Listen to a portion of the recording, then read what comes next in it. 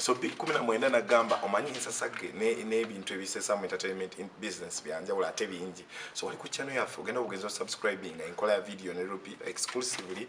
nobeerawo mpola then tulina channel eyokubiri neera nagamba olaba part A wa part esooka ngeri ku enkola ya video behind the scene part 2 oba ogisubira wali Kasavu Kanyama omanyi tubamu batutumufu abalina amanya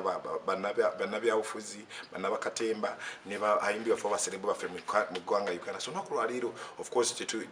tetulese iyo tetumitumidde mwana omukulu Pastor Bujingo abadde training amawulire Teddy Bujingo wa training emawulire enkayana n'obutakkaanya buli wakati wawe wombi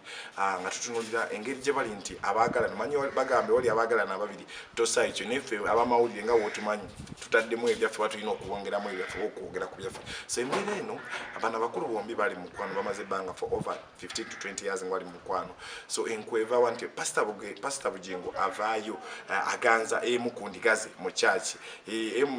omukyalo omuganza mbeera eyo nebanga nti ayina okuba nti agattulula ekimu mukama kye yabagatta wabiri ne mukyala we Teddy Bujingo so amugattulula nabanga yafunye embeera eriwo nti ayina makula gwatunulidde ng'omukyalo omulala kuba nti azza mu kifo kyono so mu mbeera eno omukyala yafayiringa case eri kooti ez'enjawulo n'abanga kooti eri Kajjansaawo gye basobodde okuba nga bagendagenda mu kuba nga wataguliza ebintu by'amaka oba ebufumbo so mu mbeera eno Teddy Bujingo finally gwali yawuliriza oba alaba channel eno yasazeewo n'akkiriza nti ekimala ewammwe waawo twawukane naye ng'okwawukana kuno kujja ku condition oba kubeera gy'ataddewo nti alina okuba nga bagabana ebyobugagga ebiri wathe obuwumbi n'obuwumbi kuba otunuulira ettaka lya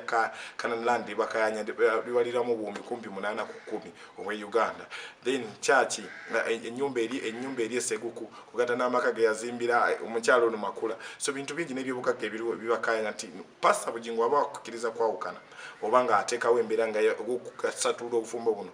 Teddy Bujingo yagamba nti nze ku lwange tulina okugabana ebintu bino so simanyi Pastor Bujingo kyasazeewo naye nga neera mu mbeera eyo kooti yo yabagambye mu sorting tunagenda okudda nga mandi mu wiiki ejja nga 16 omwezi guno gwe tuyingidde ogwa July nga mumusazeewo either okugabana ebyobugagga ng'abafumbo oba ng'abantu abali wamu so katulabe embeera yonna enaavaayo tujja kuba tukuwa live updates ku channel yaffe eno eyo tunyonyola ekikyolowooza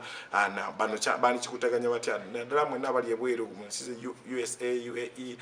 Oman Dubai Abu Dhabi abasituminga live mwongere okusubscribinga mukonika channel awo kadako kambuse mpola exclusive tujja kuba tuzifuna mpola